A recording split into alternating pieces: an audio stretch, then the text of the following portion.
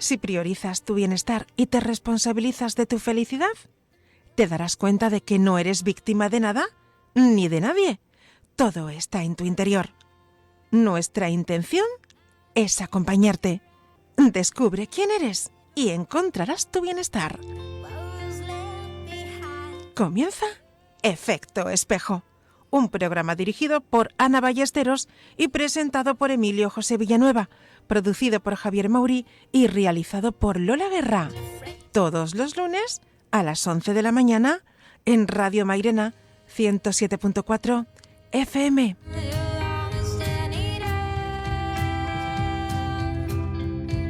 Buenos días y bienvenidos a todas las personas que a esta hora de la mañana nos acompañan a través de las ondas de Radio Mairena, en el 107.4 frecuencia modulada, emisora local de Mairena de Alcor. Les habla, como siempre, Emilio José Villanueva. Nos acompaña nuestra directora, Ana Ballesteros. Buenos días, Ana, ¿qué tal? Hola, muy buenos días. Encantadísima nuevamente de estar con todos vosotros y de agradeceros, como no, de que nos dediquéis este ratito de vuestra vida, que hoy vamos a hablar de un tema que realmente a lo mejor es un poquito novedoso para algunas personas, incluso a lo mejor no han oído nunca el término de la programación neurolingüística. Pues vamos a hablar un poquito de lo que es la ¿Cómo se programación. podría definir la programación neurolingüística? La programación neurolingüística, Emilio, pues vamos a definir la palabra, viene de programación.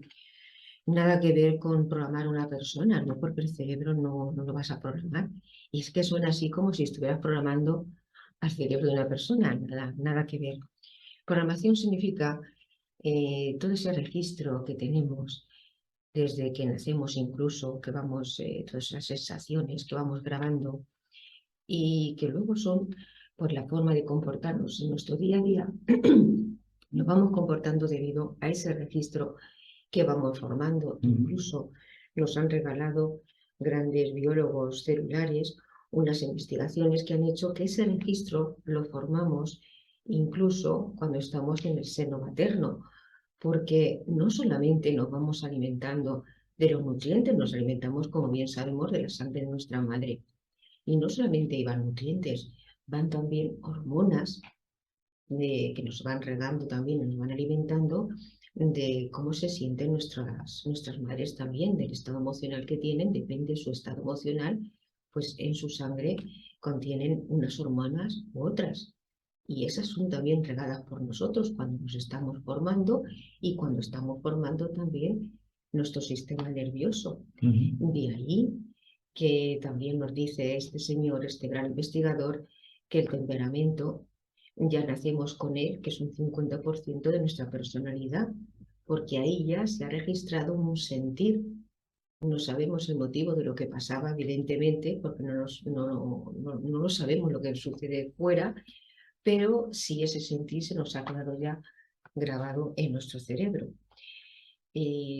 Neurolingüística, programación, viene de los programitas que hemos ido acumulando. Neuro viene porque evidentemente es los sentidos, los 5 sentidos que tenemos por ahí son por los que recibimos unos estímulos y vamos formando esos registros por medio de nuestro cerebro.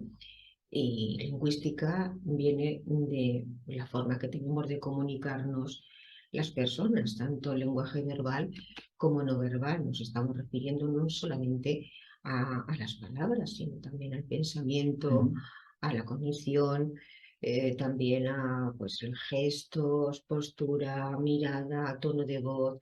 Todo influye porque todo comunica y ahora más adelante vamos a hablar de los principios básicos que tiene la programación neurolingüística. Pues sus creadores fueron Richard Barner y John Grinder, los agregan, que estos señores lo que dicen que investigaron porque estuvieron observando a 3 grandes terapeutas de la época. En los años 70 era Virginia Satir, psicoterapeuta familiar, era Fritz Perls, neuropsiquiatra, y Milton Erickson, de hipnoterapeuta. ¿Qué observaron realmente, Emilio, en estas personas Richard Barley y John Claro, Grinder. lo que hicieron fue observar el trabajo, estudiar el trabajo y darle una especie de codificación, de metodología. Es decir, ellos se cuestionaron el cómo es posible que estos tres terapeutas en diferentes ramas de la psicoterapia alcanzaran el éxito en sus carreras profesionales, porque realmente eran muy valorados por los éxitos que tenían, y sin embargo otros no lo hicieran con los mismos conocimientos. Entonces, ¿qué hicieron? Estudiarlos, ver cómo veían al cliente, bueno, el cliente en este caso serían los pacientes, analizaron cómo veía, por ejemplo, Cristina o Fritz o Milton, cómo veían ellos realmente al paciente, pero no como lo veían como, como si fuera una copia, sino qué sensaciones transmitían ellos y cómo otra persona totalmente distinta, incluso sin tener conocimientos de psicoterapia, fíjate, si veía como ellos veían a su paciente, podría obtener los mismos resultados. Ese fue, digamos, el éxito que tuvo la programación neurolingüística. Se dieron cuenta de que si tú haces exactamente las mismas cosas con la misma forma de hacerlas, pero no copiando, sino qué estás pensando, qué sientes, qué quieres transmitirle al paciente cuando das determinadas órdenes a él. ¿Cómo son tus gestos? ¿Cómo es tu tono de voz? ¿Cómo es tu mirada? Si eso lo copias, lo haces o lo transmites a ti y lo haces exactamente igual, transmites los mismos efectos al paciente, vas a lograr los mismos resultados. Hicieron muchísimos estudios de esto y uno que fue curioso, bueno, se han tomado, ha habido muchos autores se lo han atribuido, incluso bueno, pues han publicado hasta libros y han ganado dinero con ello, ha sido el efecto placebo. El efecto placebo, ellos se dieron cuenta de que, bueno, pues los medicamentos, incluso medicamentos de cáncer, contra el cáncer, Sí. pues para ver la eficacia que tenían, claro, los laboratorios lo que hacen es que pues eligen un número de pacientes enfermos de cáncer, a una parte les mandan ese medicamento, les dan ese medicamento, y a otros les dan un placebo, una sustancia que no tiene ningún tipo de efecto. Sin embargo, de cara al paciente, el paciente considera que sí lo tiene.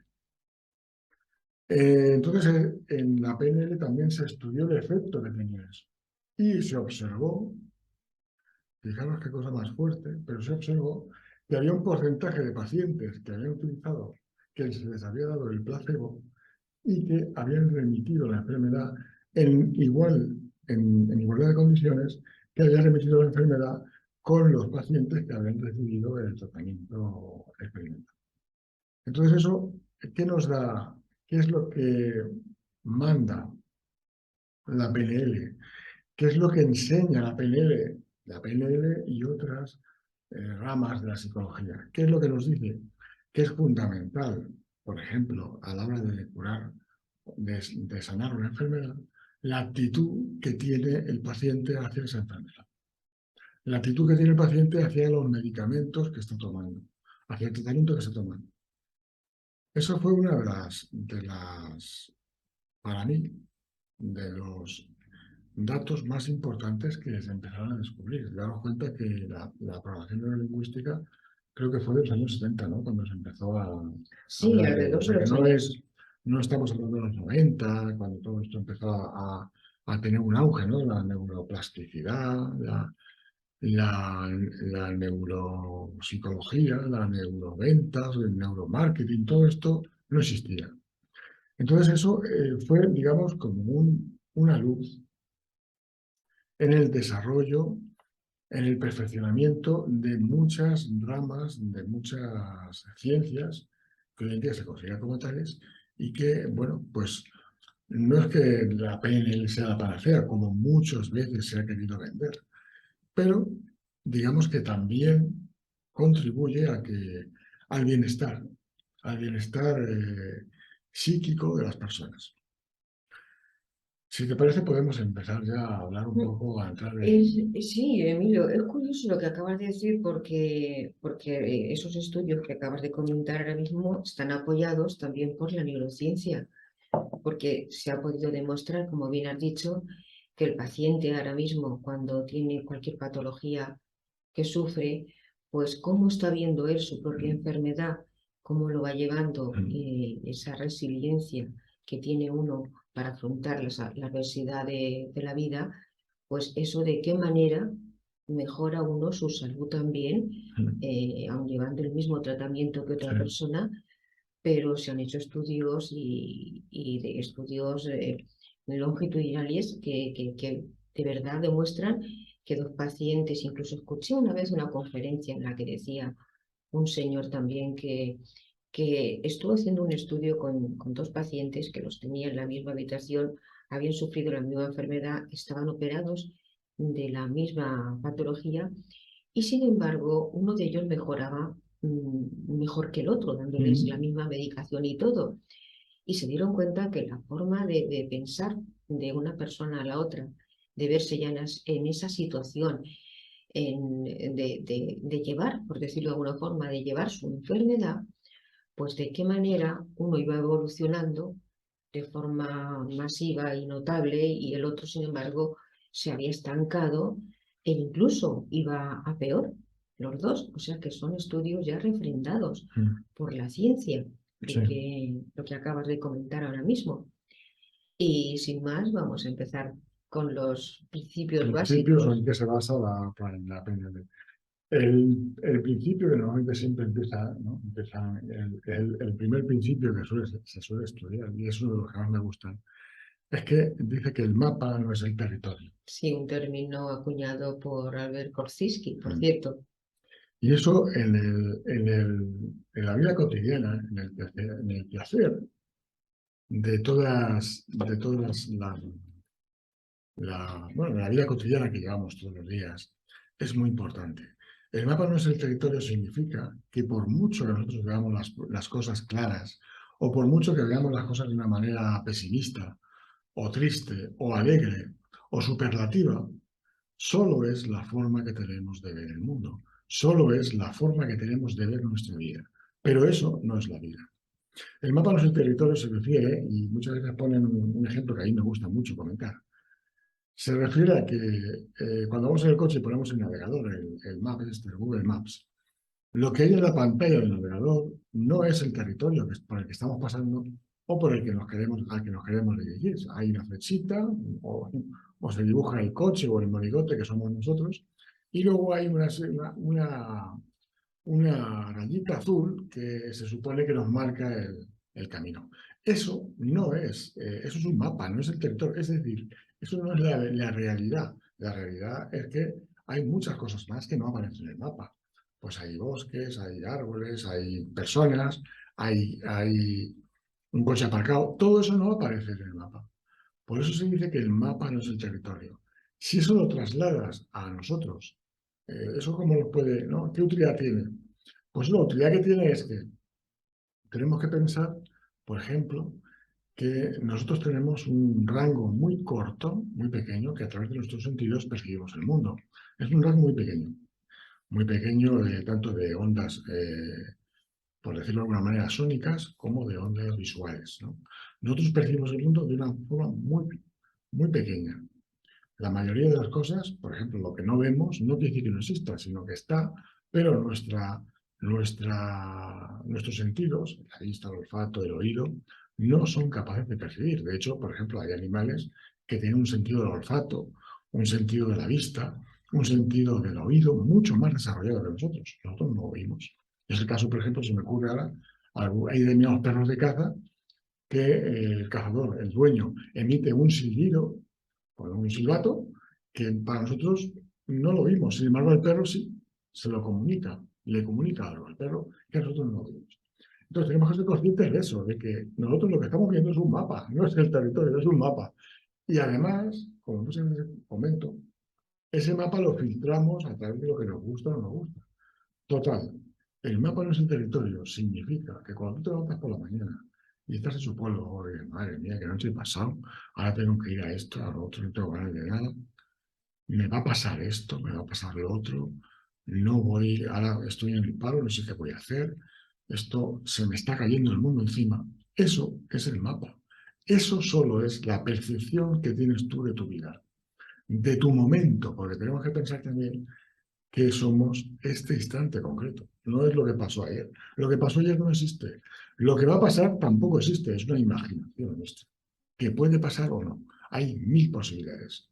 El mapa no es el territorio, se refiere a que esté triste o esté contento, esté feliz o esté infeliz, me imagine que el trabajo que voy a conseguir va a ser mi felicidad plena o que como me han despedido, para mí va a ser la muerte fulminante en la vida laboral. Eso es el mapa, eso solamente es una percepción. Eso no tiene ningún tipo de significado.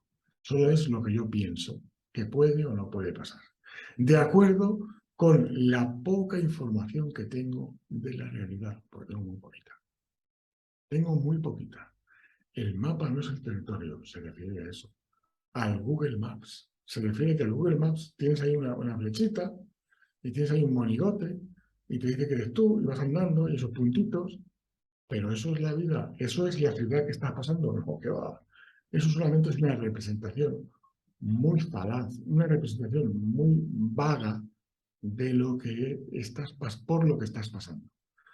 El mapa no es el territorio, se refiere a eso. Pienses lo que pienses, de hecho, las culturas orientales hablan de que el pensamiento es el sexto sentido. Porque no es la realidad, no es la realidad, es lo que tú piensas. De acuerdo con una experiencia que tienes, tú piensas que te está viendo bien en la vida, te está yendo mal en la vida, de acuerdo con unos parámetros, como decías tú antes, ya desde el seno de nuestra mamá vamos cargando, programas que vamos cargando. De acuerdo con eso, nosotros percibimos que la vida nos va bien o nos va mal. Pensar, por ejemplo, como tú comentas muchas veces, que en vez de nacer donde hemos nacido, en España, en la zona familiar donde hemos nacido, en el territorio donde hemos nacido, hubiéramos nacido pues, en la tribu no sé qué de África. Sería la vida para nosotros no tendría nada que ver, pero en sí no tendría nada que ver, pero en sí es la misma, porque la vida somos nosotros, no es el entorno. El entorno es lo que percibimos. No sé si quieres comentar alguna cosa más. Sí, y tener también en cuenta de cómo construimos este mapa que acabas de decir, que no es el territorio, porque evidentemente, como hemos comentado ya hace un momentito, que el mapa lo construimos pues, con esas hormonas ya, ese temperamento ya, esas hormonas recibidas, pues también con ese sentir que vamos percibiendo desde que llegamos a la vida, pues lo vamos también construyendo con esas imágenes y con esa cultura, con esa educación que recibimos, lo que nos van diciendo que esto se hace, con esto no se hace, cuando con nuestras experiencias de vida también, pues todo eso influye a la hora de ver esa pequeñísima parte que nos ha comentado Emilio, que no somos capaces de ver en su totalidad cuando está sucediendo algo en el entorno, no somos capaces de verlo en su totalidad, que solamente vemos una parte muy pequeñita, pues esa parte tan pequeñita y está filtrada por esas creencias, y no estamos hablando de ideas religiosas, no, estamos hablando de esas creencias construidas, de esos patrones que hemos construido con todo ese sentir y con todos esos elementos que acabamos de comentar hace un momentito. Entonces, ¿qué quiere decir eso? Que cada persona es totalmente diferente. Y muchas veces decimos, bueno, si yo estoy educada, por ejemplo, somos dos hermanos, que es del mismo padre, de la misma madre, con la misma educación, con el mismo entorno, en el mismo, incluso en la misma clase, en el mismo colegio, más o menos la misma pandilla de amigos, más o menos, ¿por qué no piensan igual? ¿Por qué no son iguales? Pues porque lo que hemos comentado hace un momentito también, que uno de ellos ya nace con su propio temperamento. A uno de ellos un entorno le puede hacer mucha gracia lo que está sucediendo y al otro, sin embargo, a lo mejor le está causando pues incomodidad, ¿no? Se encuentra incómodo ante la situación. Por eso decimos que cada persona ve un mapa totalmente diferente, no es el territorio, es ese mapa filtrado por todas esas experiencias y por todo lo que le ha sucedido en la vida y por todo lo que ha percibido. Y no, también se le suele llamar que cada uno ve la vida con sus propias gafas. La vida no es como es, sino como tú la ves. Y muchas veces no tiene que ver nada el entorno porque ya os digo, tenemos entornos iguales a nuestros hermanos y sin embargo ante una misma situación no la vemos igual. Eso significa que cada persona, el mapa no es el territorio, es lo que venía a decir este señor, que no creamos que como pensamos nosotros ante algo, lo que estemos viendo, porque hemos recibido ese estímulo, y ese estímulo recurre a esa memoria, a ese registro, para que yo lo identifique a mi creencia, esto está bien, esto está mal, esto es correcto, es incorrecto, esto sí, esto no, esto me gusta, esto no me gusta. Recurre inmediatamente a ese registro para que a nosotros nos guste aquello lo que estamos percibiendo de diferente manera. Entonces, cada persona tiene su propio mapa, no es ese territorio en su totalidad. Y tenemos que hacernos conscientes de que solo es un mapa.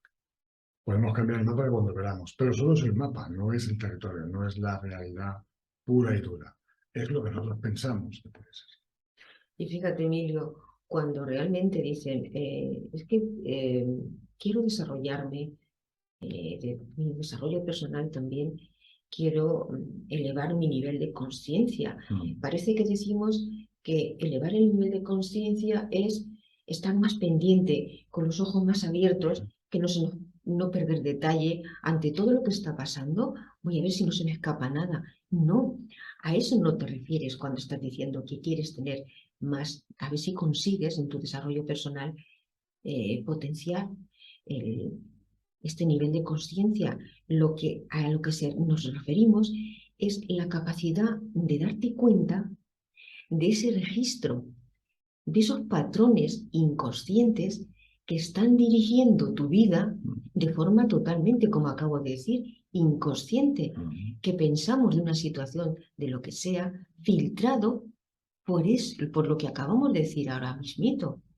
Y no somos conscientes de ellos. Cuanto más te vas dando cuenta de que estás dirigida por ciertos patrones, eso es realmente lo que es elevar el nivel de conciencia. Sí. Bueno, pues vamos con el segundo. ¿Cuál es el segundo? Bueno, el segundo, el número 2, el que no podemos no comunicar. no comunicar. Esto también es importante. ¿Qué quiere decir? Tenerlo en cuenta, porque aunque no queramos decir nada, lo decimos todo. El silencio algunas veces habla más que la propia voz. Nosotros podemos estar hablando, y de hecho ocurre muchas veces cuando nos están vendiendo algún producto, que nos están hablando de lo bueno que es el producto, pero que nosotros simplemente por la sensación que nos produce la persona que nos está vendiendo, pues estamos pensando, no te lo crees ni tú.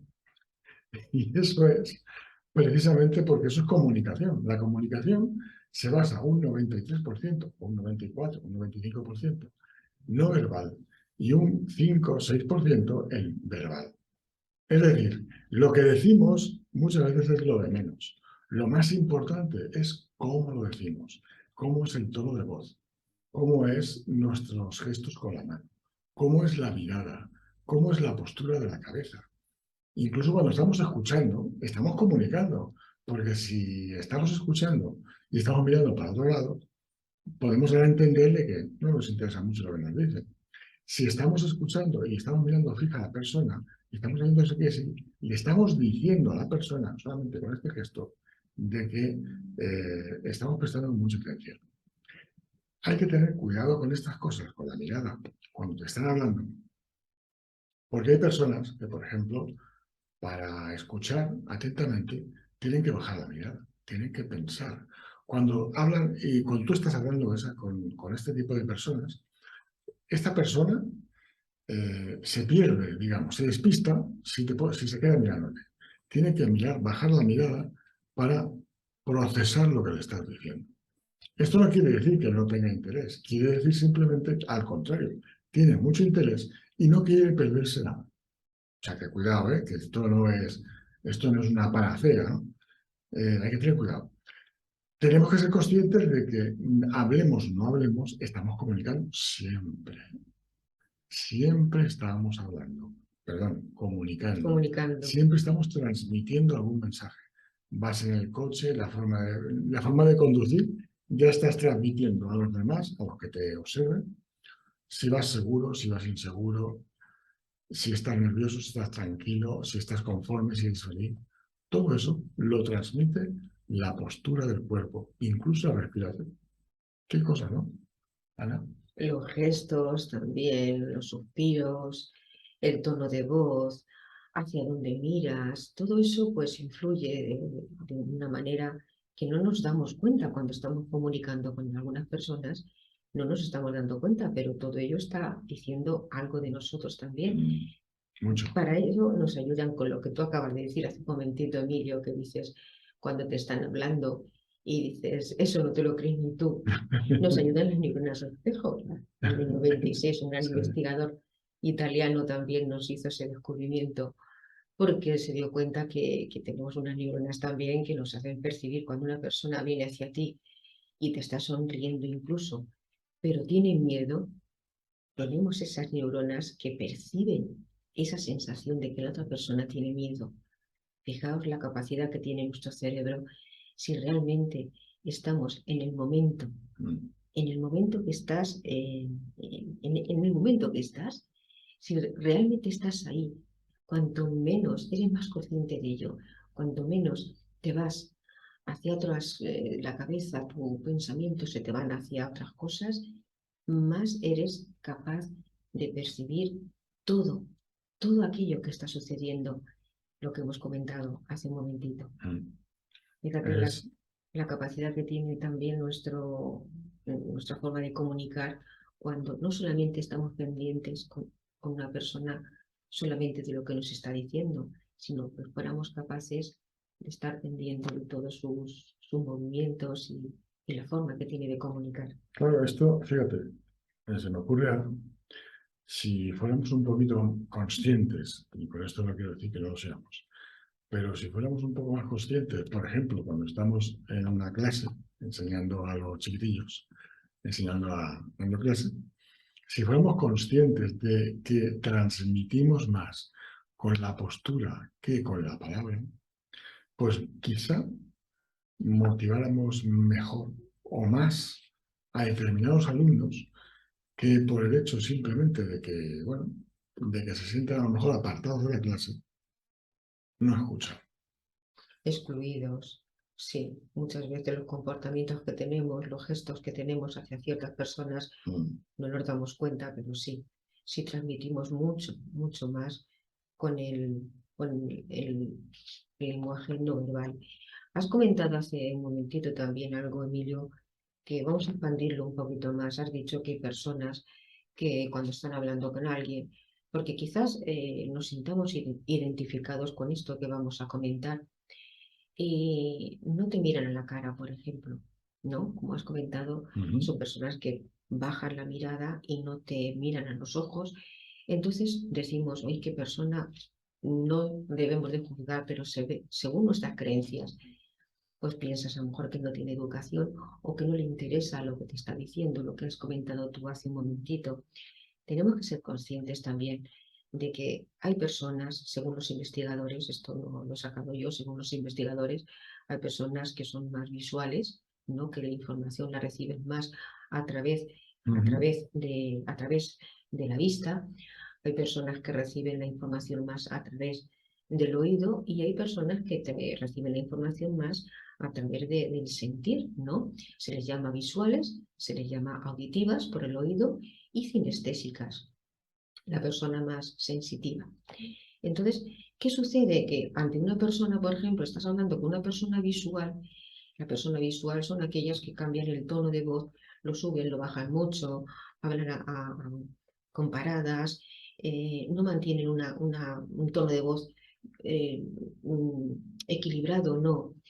Son personas que mueven mucho los ojos, gesticulan mucho, eh, son personas que les notas como, no sé, como una viveza, son personas muy, no sé, que lo dicen todo, ¿no? Pues entonces esas personas cuando, con esos gestos, con esa forma de hablar, con esa forma de mirarte mucho, te miran mucho a los ojos, que incluso a una persona, por ejemplo, cinestésica, pues le incomoda, pero le gusta que lo miren a los ojos. Son esas personas que dicen, ay, pues no le importa lo que le digo porque no me mira a los ojos. Y es que realmente no es así. Todos tenemos las tres, pero siempre tenemos una más potenciada. La persona visual, pues por ejemplo, es más una persona que le gusta más que le expliques todo, pues todo en detalle, ¿no? Porque le gusta oír todo, pues que le expliques. La persona visual es una persona que da muchas cosas ya por sentado. Y el auditivo le gusta que le expliques todo más de una forma más detallada, porque toda la información y aprende mucho escuchando. Y la persona cinestésica, pues es todo lo contrario, es la persona pues como hemos comentado hace un momentito, pues una persona que baja la mirada, que está escuchando, son personas que hablan más bien muy pausado, hablan más bien lentas, se les nota cierta tranquilidad, son personas que van yo que sé, a una tienda, por ejemplo, lo primero que hacen es con las manos tocar la sensación de todo aquello que les llama la atención. Entonces, ¿qué quiero decir con esto que estamos comentando? Que muchas veces estás hablando con las personas que no creas que no te quieren hacer caso, es porque tienen una forma de comunicar diferente a la tuya. Están, como aquel que dice, están en otra onda, que no es que sean maleducados, no es que no quieran, no tengan interés, son personas que escuchan diferente a nosotros. Y eso es importante porque hay ciertos detalles y voy a contar una anécdota, por ejemplo, en parejas. Es muy frecuente de que la pareja, por ejemplo, visual, uno de ellos o una de ellas que sea visual, pues tiende a regalarte, pues venir con obsequios, con flores, con un perfume, ¿qué te diría yo? Por decir, esta noche tengo reservado un restaurante, ¿no? Y para ti lo vas a gratificar con lo que tú crees que de verdad le va a satisfacer, porque eres una persona visual. Sin embargo, la persona auditiva, pues dice, pues siempre igual, apareciéndome siempre con detalles que yo no necesito tanto, que yo junto de ya no sé cuántos perfumes, que yo no quiero más corbatas. Sin embargo, echa de menos un te quiero a cada momento, es lo mejor que tengo, mejor que me ha pasado en la vida, que el visual lo da por sentado. ¿Para qué se lo voy a decir? Si ya lo sabe.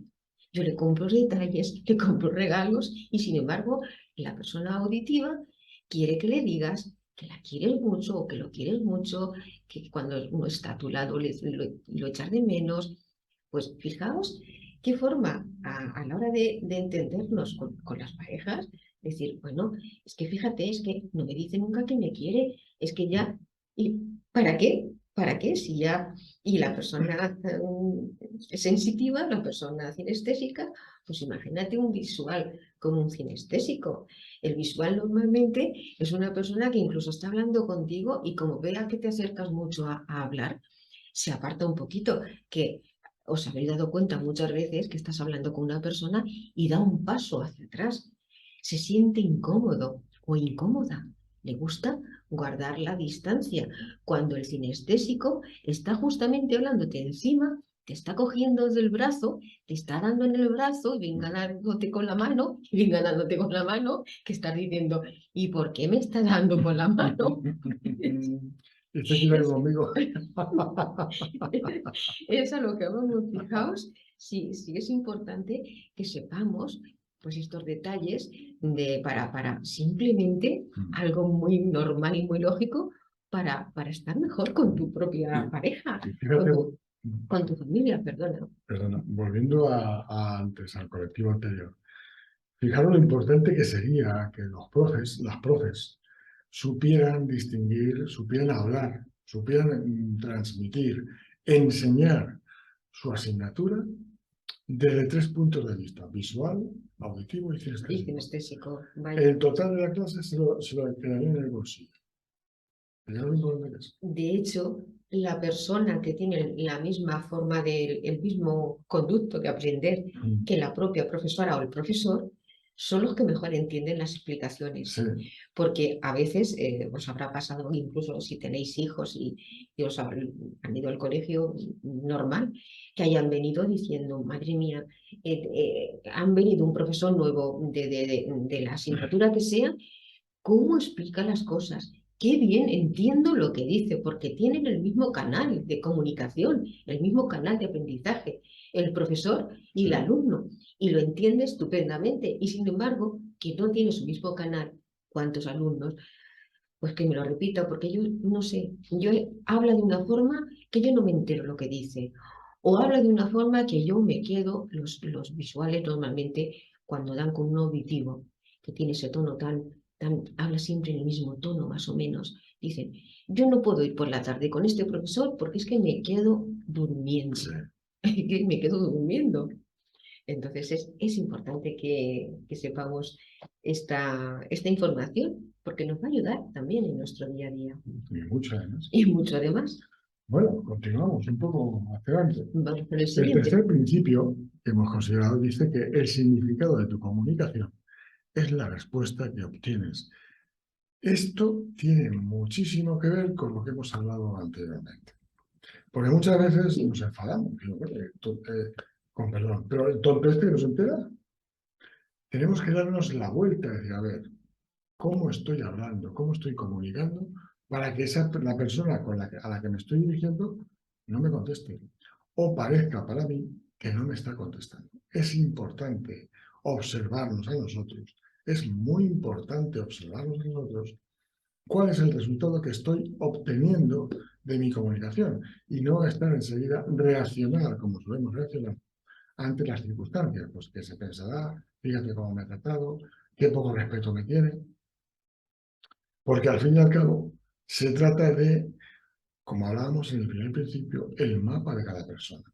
Para una persona, por ejemplo, no mirarte a los ojos, para esa persona es prestar atención a lo que estás hablando, y para ti, porque no eres kinestésico, pues estás pensando que falta de respeto, que no me miren ni a la cara cuando le estoy hablando.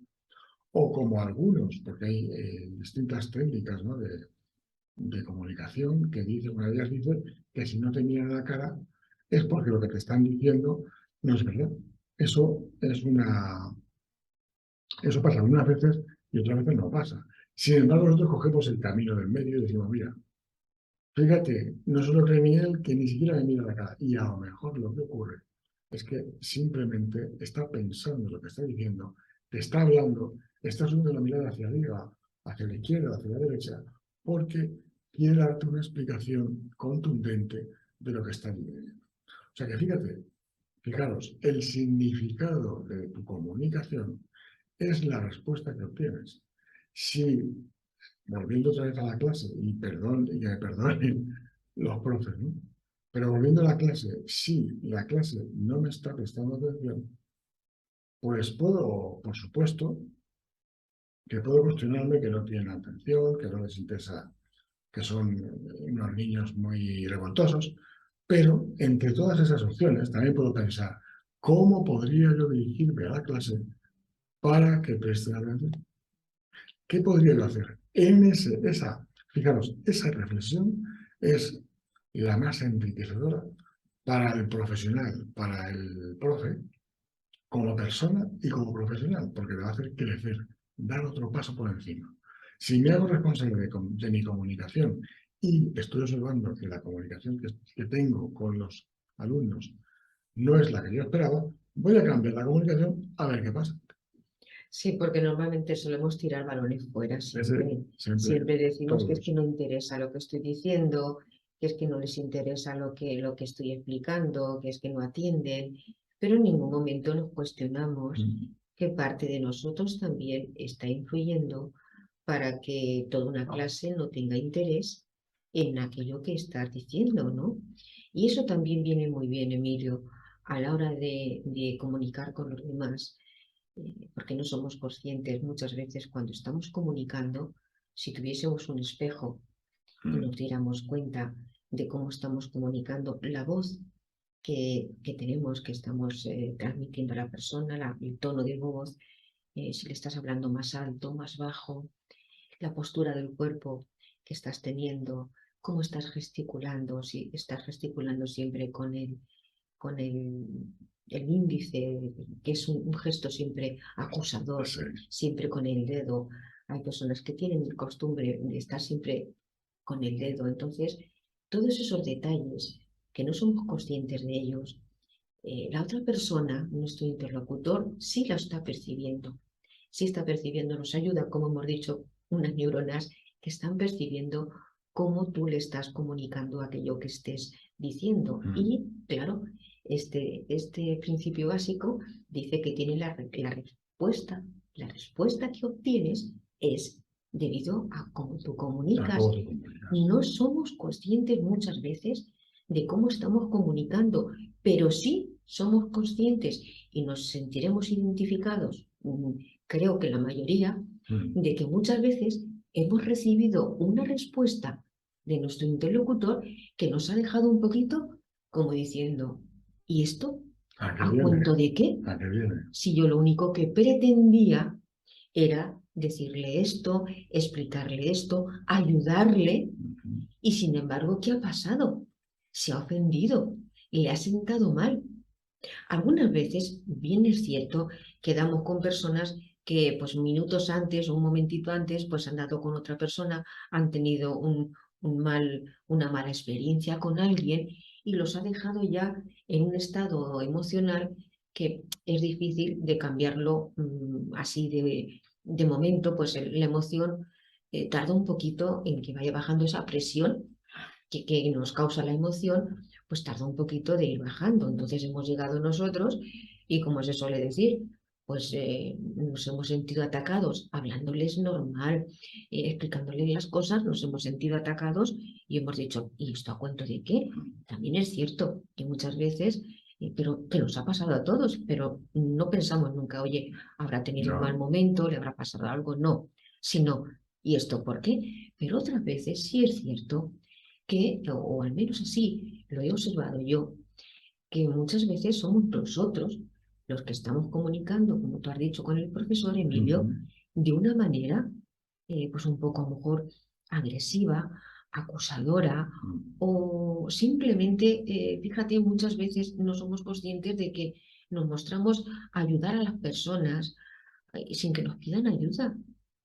Y muchas veces no somos conscientes de que cuando estás ayudando a alguien que no te lo está pidiendo y no quiere que le ayudes, ¿en qué lugar lo estás dejando? ¿Como un igual a ti o como una persona que no es capaz de hacer lo que tú puedes hacer? Desde luego, Ana, perdóname, pero es que nos hemos dejado ese tiempo.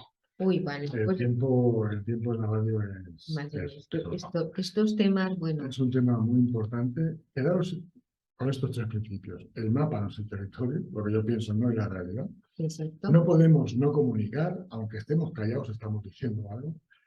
No es tan importante lo que digo, sino cómo lo digo. Y el significado de mi comunicación es el resultado, es la respuesta que obtengo. ¿Vale? Pues nada más, hasta el próximo programa. Muchas gracias por escucharnos y por vuestras observaciones en el correo electrónico donde aparece en la pantalla, coachingdreams@gmail.com.